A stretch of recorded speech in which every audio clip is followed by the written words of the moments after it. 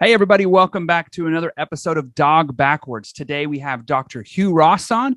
He's an astrophysicist. And why do we have an astrophysicist on the podcast? It's because he's also an expert when it comes to little green men. He wrote a book on it.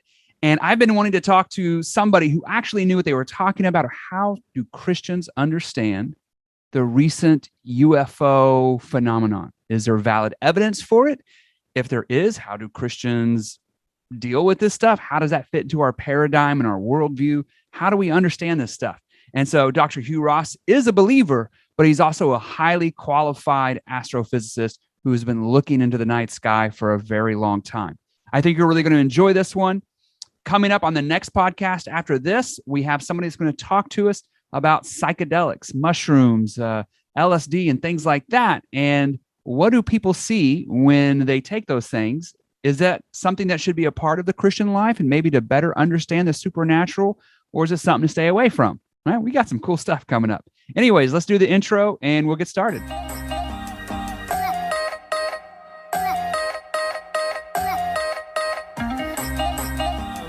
I'm so excited to have you on the show because I've been wanting to talk about this subject for a long time. And I just had Lee Strobel on the podcast last episode. And I told him for his next book, he should investigate aliens, because he does the investigative reporting. And he kind of laughed. I said, but I have Hugh Ross on, and I can't think of anybody better to have this discussion with somebody of your knowledge and your experience and just the amount of time that you've invested into this subject. And so before we get started, for those who might not know you, can you maybe explain why you're qualified to give us a little bit of better education on this subject? Well, the qualification was not on purpose. I was committed to a career in astrophysics from the time I was 8 years of age. And when I was 16, I was elected the Director of Observations for the Royal Astronomical Society of Canada and the Vancouver chapter. And I says, hey, we need to have an exhibit at the Pacific National Exhibition. So we had an exhibit. We were grinding mirrors and showing people the wonders of the universe. And but they put us right next to the Flying Saucer Club. So people would go to their booth, they would come to our booth, and they just started asking questions. Yeah. But because I was so familiar with the night sky, I was able to answer a lot of the people's questions. And but that carried with me. When I went on to the University of British Columbia, they said, hey, you know the night sky.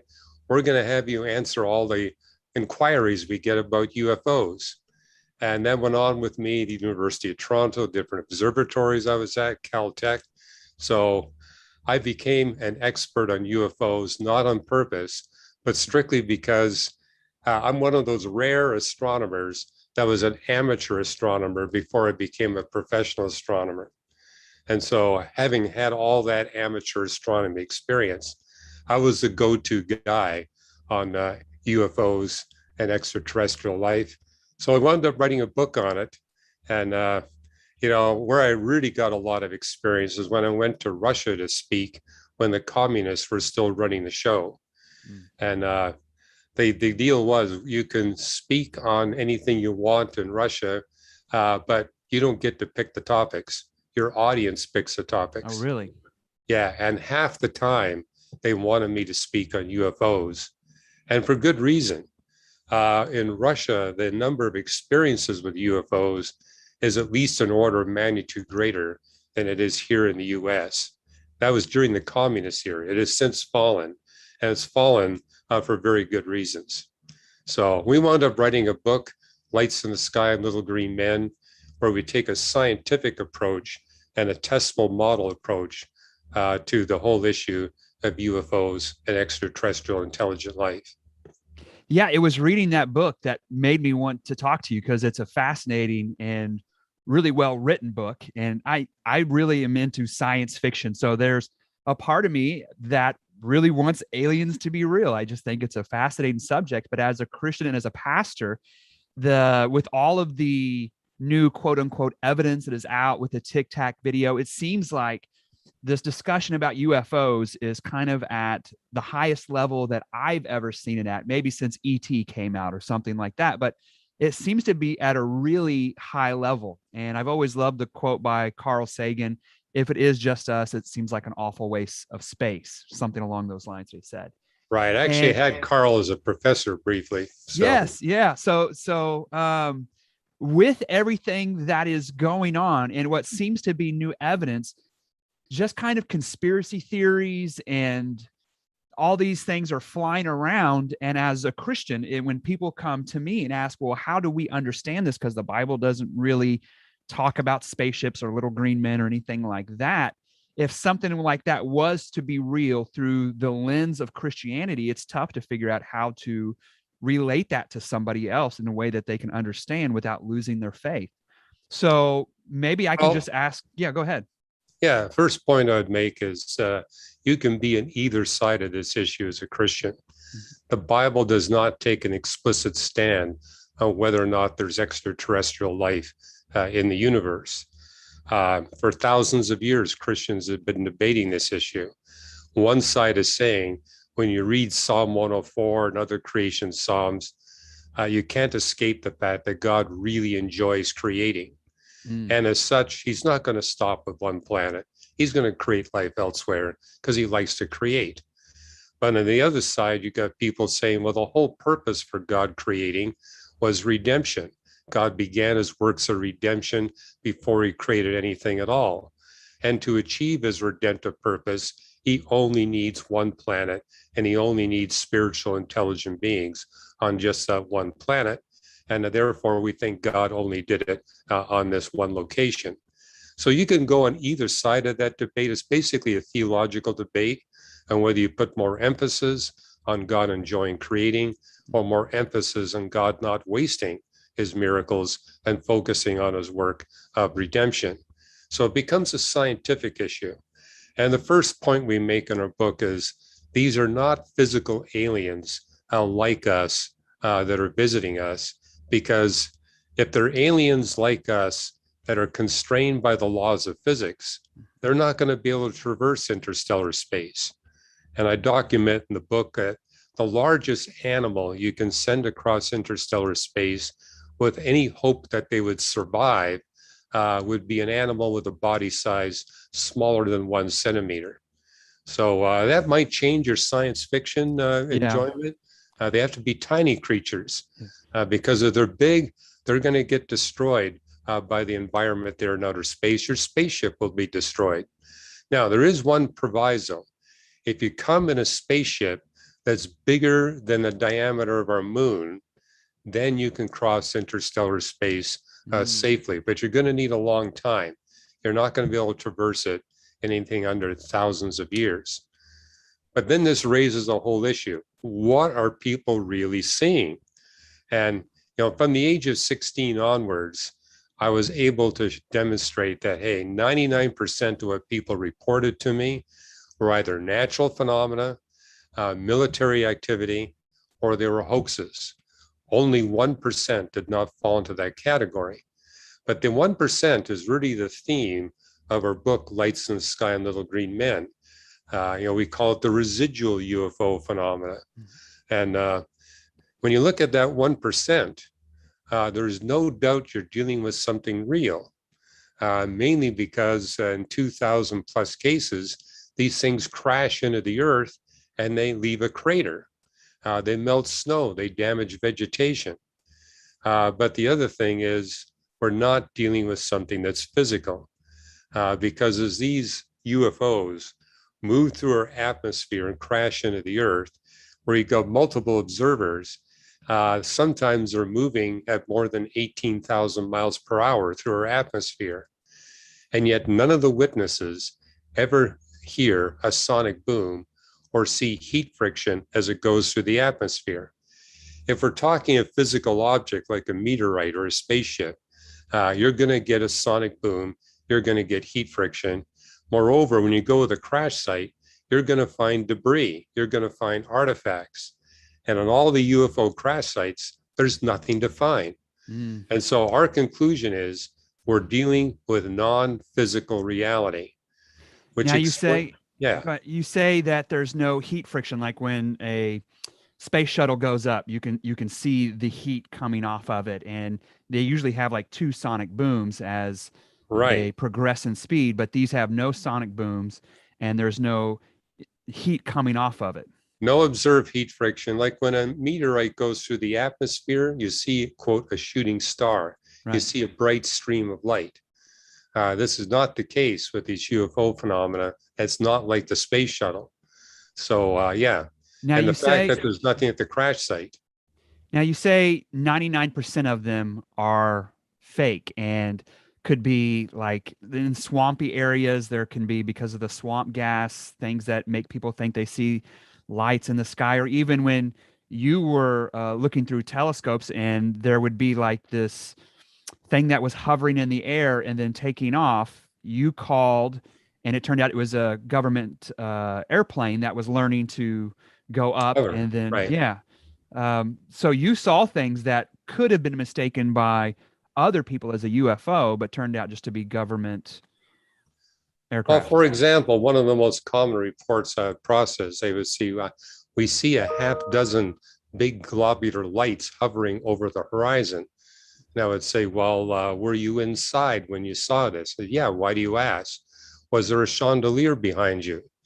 A chandelier will reflect in the window and appear as a cluster of bright glowing globs on the horizon.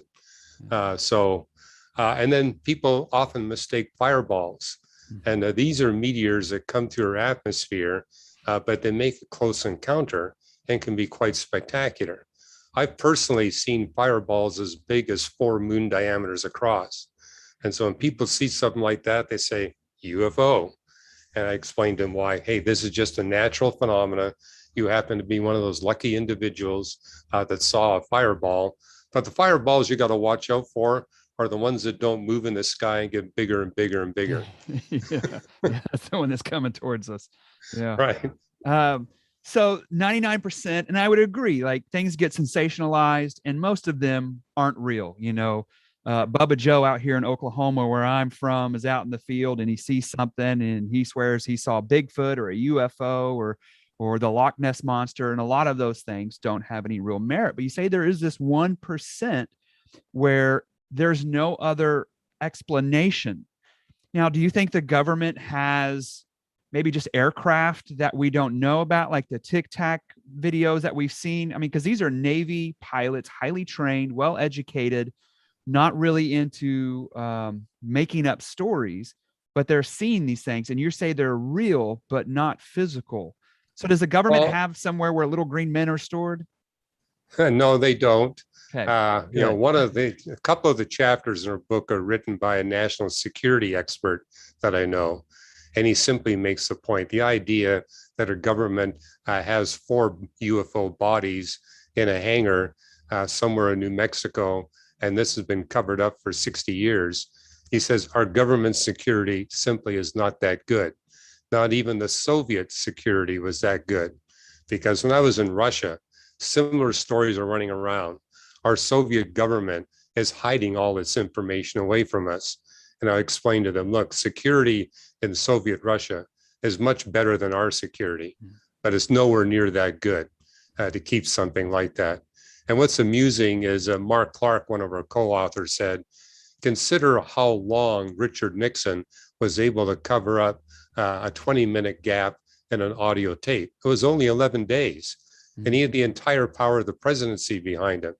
So the idea that we got 4 bodies in a hangar for some 65 years, he says that's just simply not credible. And the bottom line is no one can produce any kind of physical evidence of UFO beings or a UFO craft that you can put in a museum.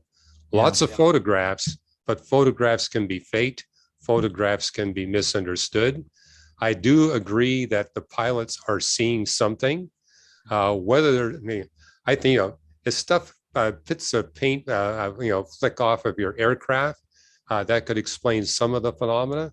I also think some of these pilots are seeing the non-physical real things. That does happen. Yeah, and that's why in our book we make the point. There's a reason why so many more in Soviet Russia were seeing UFOs than people here in the US. or why we get so many more reports out of equatorial Brazil or out of France, or why Hawaii and Alaska have more people reporting than other states in the US. And we basically make the point that there's a correlation between the level of occult activity in the UFO observer's life and how frequently they have these encounters and whether they have close encounters. It was Alan Hynek who came up with the term close encounters of the first kind, second kind, and third kind. And when you get these really close encounters, most of those, well, many of those are indeed the real UFOs, the ones that are real, but they're not physical. And as we studied that database, it's always deleterious. It's never beneficial. Yeah. The human contactees always have debilitating effects. In some cases, even being killed by the UFO encounter. Injury is very common. The best you're going to come away from are recurring, terrifying nightmares. So this is not a good thing, but we make the point that if you will get rid of the occult in your life, that will be the end of your UFO encounters. That'll be the end of the ones that are non-physical and real. And so we say, put our challenge to the test. We have a model, and if you open up doors of the occult, these things will happen. If you close the doors, they will not happen. You know, we have Christians and non-Christians that listen to this podcast. And so when you say something that is physical but not real, you're talking supernatural, right? Well, that explains why my former professor, Carl Sagan, said UFOs, dismiss it. They're not real. His worldview as an atheist would not tolerate the existence of non-physical reality. But as a Christian, my worldview does. I mean, as I read my Bible, we're not the only intelligent species that God created. Right. We're the only ones that are constrained by the laws of physics. But God created angels, and they're intelligent, they're real, but they're not physical. And what's interesting is I'm not the only physicist that's written about this UFO phenomena. I write about 6 others that have devoted at least a decade to researching the UFO phenomena. What's interesting, they all agree with me that what's behind these non-physical but real UFOs is equivalent to what's behind the occult and witchcraft. They say there's a 1-to-1 correspondence between demonology and UFOs. These are people who don't believe in God that are saying this. They say whatever is behind the phenomena in the occult and demonology is also behind these UFOs. Probably the most famous example of that would be the French astrophysicist Jacques Vallée. And he says these UFOs are interdimensional beings.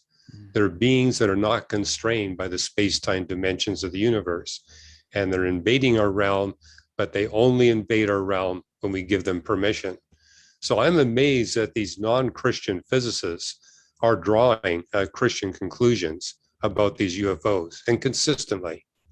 I think even Christians today sometimes forget that we do live in a supernatural world, and we've become so westernized in our thinking, we forget that we believe in another realm beyond the realm that we live in, where these beings can act and move in a way that we can't act and move. And even Jesus in his resurrected body walks through walls. And so we would acknowledge that there is something beyond us. And does that explain why some of the things that we see move in a way we say it's impossible? We don't have anything that can move that way. There might be going 15 to 20,000 miles per hour and then just change course abruptly. And the human body or any kind of material body couldn't handle that kind of turn. Couldn't handle that kind of G-force. Moreover, no physical craft could handle that G-force. Yeah. So it's not just the being, it's the craft that they're in. And that's often observed. These craft go at 18,000 miles per hour and they suddenly stop, or 18,000 miles per hour and they do a right angle turn. No physical object can withstand that kind of G-force. It would shatter, and yet we don't see any shattering of the body that's out there. We are dealing with non-physical reality. I found ironic is that, America is supposedly a Christian nation. Soviet Russia was an atheistic nation. But when I was speaking to scientists in Russia, they all believed in demons because they saw it. It was Yeah. everywhere around them. And I think one reason why they were so familiar with it, that was a time when the Soviet government was trying to develop occult weapons. And so you would go to the major universities and there would be a department of occult physics. And so this was their way of trying to get a leg up on the West. We're going to do this research and see if we can come up with some kind of occult weaponry. But consequently, a lot of those physicists became possessed by demons. And so here are all these people who were attending every week a lecture on scientific atheism, but they had no doubt that these beings were real because they saw the evidence all around them. Whereas here in America, you can live your whole life without ever seeing that kind of phenomena. And I believe that's Satan's strategy, either to terrify you with just encounters all around you, or to make you think there's nothing supernatural going on. Yeah, I used to go spend my summers in Budapest, Hungary, right after communism left. And we would be preaching on subways and people would start like foaming at the mouth and spit on you publicly and just start screaming at you as soon as you mentioned the name Jesus. And I would consider that demonic activity, but you don't necessarily see that level of stuff going on in the US. And I've traveled quite a bit, and I would agree with you that different places in the world, it's like the enemy either is everywhere or he's quote unquote nowhere to be found, that he's either hiding or he's obvious. And so you would say that this is demonic activity, maybe to just keep us in fear or to keep our minds distracted. Why would bad supernatural forces use like UFOs as a way to distract us? Why do you think that?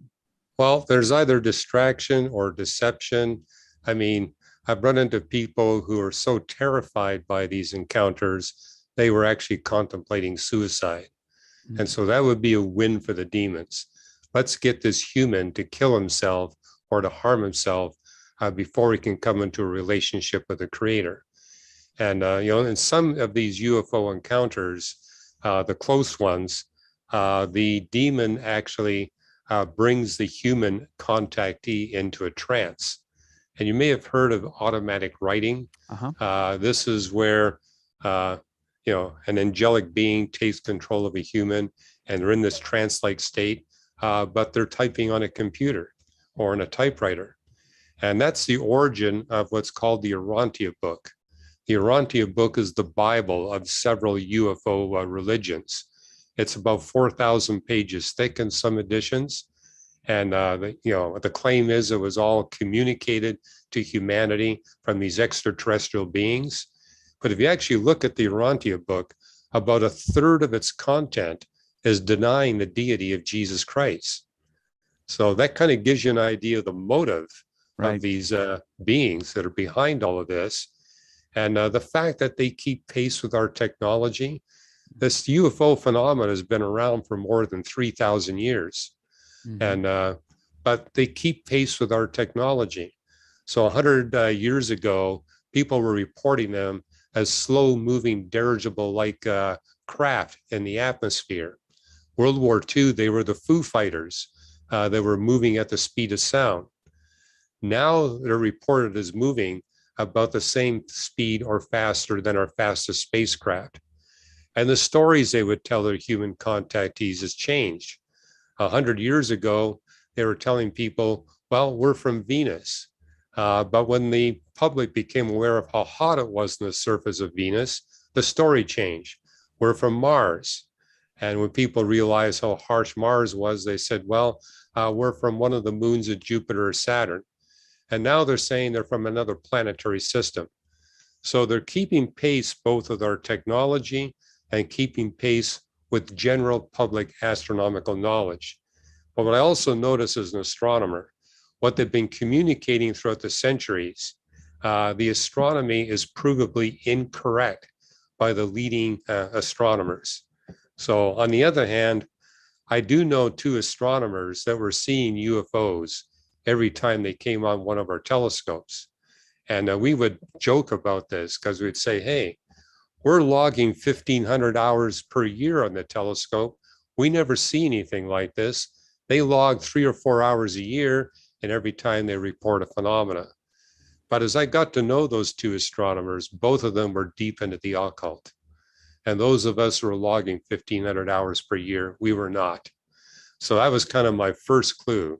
There's a correlation here. If you're into the occult, this stuff will happen. When you say the occult, it's a broad term. Maybe give me like just an example of some of the things these people are into that you would define with that label. Well, being involved in seances where you're trying to call up the spirits of the dead. And the dead cannot come back, as it tells us in the Bible, but angelic beings can come to us appearing to be like our dead friends and relatives. So that's what a seance is all about. Ouija boards, same thing. You're trying to call up a spirit. Or astrology, where you're trying to get information, secret information from the star patterns and the planet patterns. So we actually have a list in our book, Lights in the Sky, Little Green Men, because Americans typically are not familiar with the occult. People in France are, people in Brazil are, but not so much here in America. And so, I found people saying, well, I've never been involved in the occult. And what I discovered, well, when they were a teenager, they were with a bunch of their friends and they pulled out a Ouija board. But they didn't realize that that was occult activity. And sometimes it can be through a relative, because demons can work through close relatives. So you might not be involved in the occult, but maybe your grandmother was. I had to deal with that personally, because I had a grandmother that was practicing spiritualism for 50 years.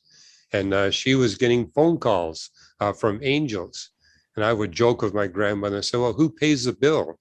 Do you pay the bill, or does the angel pay the bill? But what's great is she finally realized that she was not dealing with the good angels. She was dealing with the evil angels. She left spiritualism, and at age 86 gave her life to Jesus Christ. So there's always a way out. Yeah. And when she gave her life to Christ, that was the end of those phone calls. Really? Wow. That's fascinating.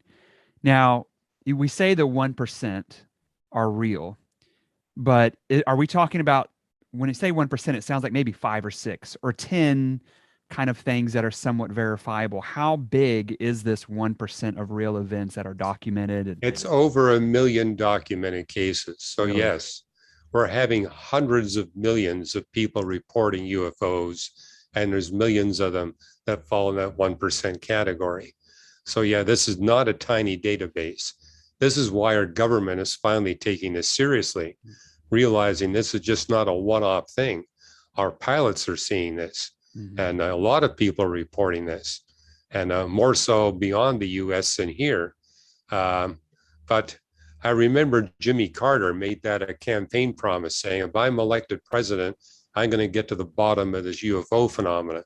And as soon as he was president, he contacted NASA and says, and NASA's response was, give us some physical data and we'll investigate it.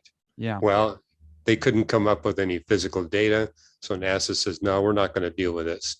We're going to deal with physical reality. Yeah. We are dealing with something real, but it's not physical. So yeah, I personally don't want NASA to get involved. Let's keep them focused on the universe. Now, if it's not physical, how is it leaving these craters in the earth when it hits? Well, the fact that it's not physical doesn't mean it's not capable of manifesting energy. I mean, after all, people are struck by these beings. They're injured, but they're not being injured with a physical fist. They're being injured by, and the Bible tells us these angels are more powerful than we are. They do have energy, but their energy is not constrained by thermodynamics and electromagnetism and gravity. Any energy that we can manifest is constrained by the laws of physics. Theirs is not, which is why people are quite surprised by what can happen. I mean, their animals get killed, but they get killed by phenomena that are not explainable by the laws of physics. And you mentioned in the book that there was this connection for the animals. It was only animals that were connected to humans in some kind of way. Correct. The only animals that are harmed are those animals that are in a bonded relationship with the human contactee. And there's been UFO reports where the animals are the first to react to the encounter. So, but if the animal is not bonded to the human that's into the occult, then nothing happens to the animal. Really?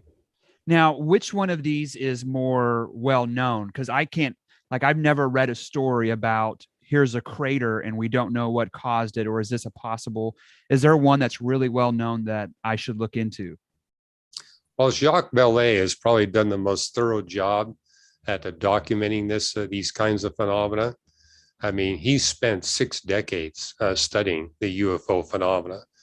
And, even people who don't believe that UFOs are real are forced to acknowledge Jacques Vallée is a credible scholar, and he's writing about something. And the fact that he's backed up by 5 other PhD level physicists. So I think that it's a consistency of these people given. I mean, the ones who are the naysayers are the ones who really haven't studied the phenomena. Is there now there's a famous TV show called Ancient Aliens. Is there any kind of evidence of this interaction that goes back through history, in Egypt and things like that? Is it kind of a common thing that's been going on for a long time, or is this a new phenomenon? No, but the way it's being manifested is new, but it's been around. I mean, Thutmose III reported having a UFO encounter. In Ireland, they talk about the leprechauns. Mm-hmm. So how they appear has changed. The way they appear has changed. But this is a phenomenon that's been with us. And, this, again, is consistent with the Christian faith that these angelic beings, both the righteous and the evil beings, they've been with us throughout human history. I'm not sure if you're familiar with Dr. Michael Heiser. Have you? Oh, yes. That name? Yeah, he and I actually spoke on this subject in front of a public audience. Yes. He wrote a book called Supernatural, and I found that book when it was called The Myth That Is True, before it was ever actually released. And I don't even know how I came upon it, but I just was absorbed by it. And so it sounds like what you're talking about with like leprechauns and this other stuff. There's the myth part of it, but then there's also this truth behind it. It's the myth that is true. And you would say all of these things are supernatural beings of some kind. What was, I haven't looked into Dr. Michael Heiser's take on it, but do you guys kind of agree on the subject? Well, we both agree that there's overwhelming evidence that angelic beings are engaging us in several different ways. Yeah. I think he's got a more complex interpretation of the angelic realm than I'm comfortable with. I'm not so much into this, hierarchical system that he's developed. Yes, but I certainly agree with him that we have the evil angels invading us, and the UFO phenomena and the occult are a good example of that, and an undeniable example of that.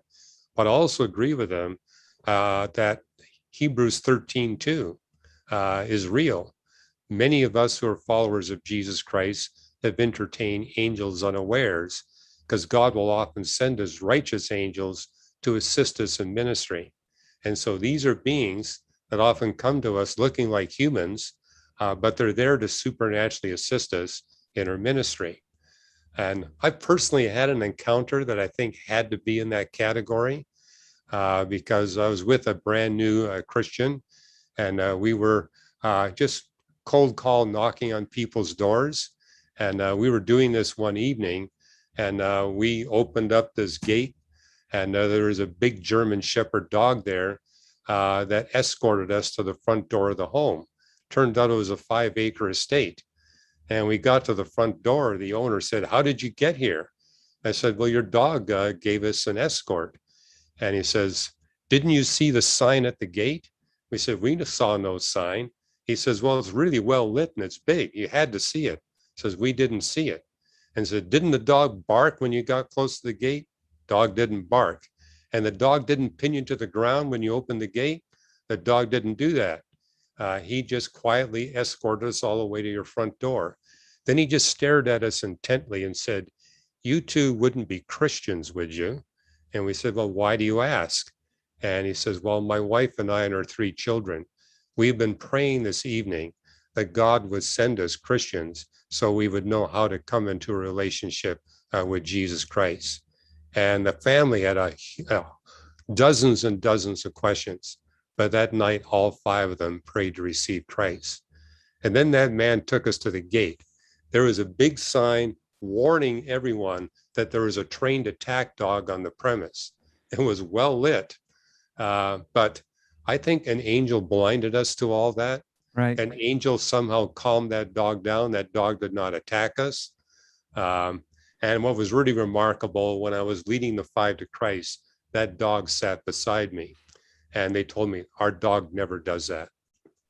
If I can tell, I'll tell my shortest version of this story as I can. That is, if I've had an interaction with an angel, it would be this one. We were trying to go over into Romania, and we were at this border. We had all our papers and documents, but we didn't have a translator.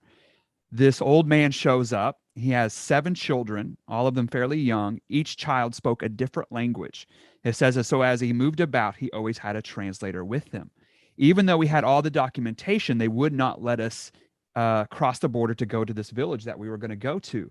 And we worked our way all the way up, and finally they tore up our papers, and the old man whose child had been translating for us told us that it was not God's will for us to go.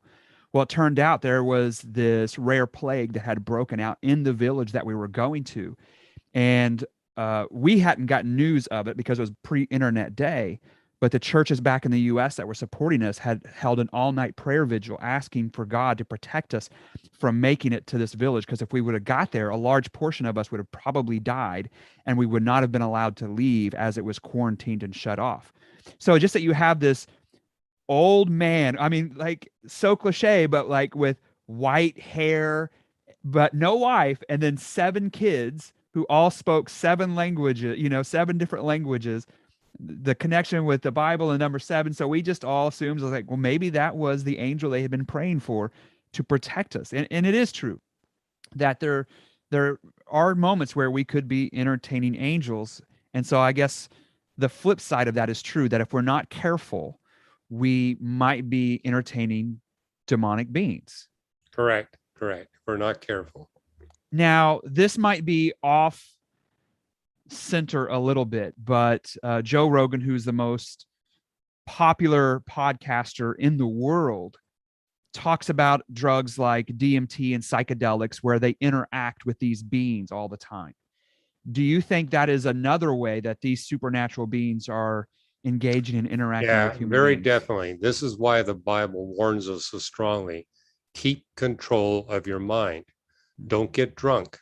Don't take these drugs, because when you do, you're in danger of losing control of your mind, or your mind becomes weakened, and a demon can take advantage of that and take control of the mind that's yours. So it's always maintain control. And so I remember when I was an undergraduate student, several of my friends were taking these psychedelic drugs, and horrible things happened to them. Beings were taking control of them. So we're warned. Avoid this. Avoid going into a seance. Avoid giving up control. The demon's favorite tactic is, we're going to give you power. We're going to give you information no one else knows. But there's a payment you got to pay. You have to give up control of your mind. Yeah, if you can open the door for God to come into your life, you can open the door up for anything to come into your life. And not everything cares for you. Not everything has your best intentions in mind. So, little green men don't exist. There's no little alien bodies in any kind of, what about Area 51? Does Area 51 have any real merits to it, or is that just rumor and speculation? Well, that is a military base. And because of all the interest in UFOs, our government doubled the size of Area 51. Because, they don't want, public becoming aware of all their classified activity is going on there. But there's zero evidence that the Area 51's got anything to do with UFOs. Same thing with Roswell, New Mexico. It's kind of fun when you drive through Roswell, New Mexico. They've turned it into a tourist trap. Yeah. The whole town is all decked out in UFO phenomena. And so, hey, let's get these tourists to spend money here. And so they pump up the story. And what I find fascinating, the really, black ops activity, our government has made sure that people don't find out what's really going on there because they're worried. People are going to, again, find out what they're doing militarily, and they don't want you knowing that. Now, is the real Black Ops base in California? Just blink twice for yes. If you know where it is it in California somewhere? I do know where there's a Black Ops place where the really secret stuff is going on, but I won't tell you where it is. Oh, come on. It's just me and you. Nobody else is listening, right? Yeah, sure. I see the record button on. Yes. Yeah. Well, this has been fascinating. There's so much information to chew on and think over. I really appreciate that you come at this. It's based on facts and evidence, but it's not just material facts and evidence. It's biblical evidence as well. So, because the material universe limits our capability to understand things, science is really good. Yeah, go ahead. Yeah, we've got space-time theorems, which prove that space and time are created, which implies there must be some causal agent beyond space and time that brought our universe of matter, energy, space, and time into existence. So when people like Carl Sagan says the universe is all there is or was or ever will be, the space-time theorems disprove that. And you really can't deny it. Those space-time theorems are based on only two assumptions: that the universe contains mass, and guess what? Every human being is proof that the universe contains mass, some a little more so than others. And the other proof is that general relativity reliably describes the movements of bodies in the universe. We can now prove that to 15 places of the decimal. So we do know from hard science, there's reality beyond the universe. There's reality beyond the laws of physics. So no longer can any scientist just simply wave his hands and discount non-physical reality. And again, it's a huge database. It's not just a half dozen incidents, it's millions. This is a real phenomena. We need to pay attention to it. Even something like mathematics is like the laws of mathematics are non-physical, right? They're immaterial, but they're unchanging and they're universal. And so if you only have a material world, you don't get mathematics. It would be something, every culture would have a different way of creating formulas, but the fact that we all kind of can speak this universal language of mathematics shows that there's something beyond that creates immaterial things. Am I right on that? You're right on that. And it explains why mathematicians have the highest level of belief in God and an afterlife. Of all the scientific disciplines, that's where you find the highest percentage. It's above 80%. Wow, and really fascinating. It's the math that persuades them. Math is just too beautiful. It's too elegant, and it's such powerful explanatory power. There's got to be some supernatural explanation behind it all. I love it that some people find math beautiful, because I'm the guy at the restaurant taking my shoes and socks off to calculate the tip, right? It's the quickest way to make me cry. Now I got time for one more question here. Since we're on the subject of science fiction level stuff, what about time travel? Do you have any interest in that subject? Have you done any study on that? Well, the theory of general relativity limits time travel to one direction. We can slow it down. We can't speed it up. So, for example, if I were to send you on a spacecraft to the Andromeda Galaxy at 99% the velocity of light, you would age more slowly than I would age, because your heart rate would beat more slowly than my heart rate using my clock. Yeah. But guess what? We both get older. Yeah. But if you were to make a return trip from the Andromeda Galaxy, you might be 40 years older. I'd be 4 million years older. Wow. So that can happen, but you can't stop the arrow of time. You can't reverse it. And, time travel is mathematically conceivable. I mean, a wormhole is where you get two black holes, where you put the singularity of black hole A into contact with the singularity of black hole B, which means you could go from one space-time realm through the black hole to another space-time realm. That's the basis of a lot of science fiction movies. Yeah. It's physically impossible. Yeah. The probability of those two singularities touching one another is zero. The probability would remain stable as zero. And hey, as you enter in to the event horizon of a black hole, your 6-foot tall body will get strung out several miles long into a string of particles. And as you begin to enter into the black hole, those particles get destroyed. So you're not going to survive passage through a wormhole. That's fascinating. I love it. I love hearing you explain it. Dr. Hugh Ross, thank you so much. Your book, Lights in the Sky and Little Green Men, is available anywhere. Your website is reasons.org, and anyone can get a free chapter of that book at reasons.org/Ross. Now, you've written quite a few books. Do you have one that you're working on right now that we can be looking for? Well, I just finished writing a book called Design to the Core. It'll be coming out in early 2022. That'll be my 21st book. But hey, you can get free chapters of any of my books at reasons.org/Ross. Take your pick. Thank you so much for your time. I really appreciate it. Oh, you're very welcome. My pleasure.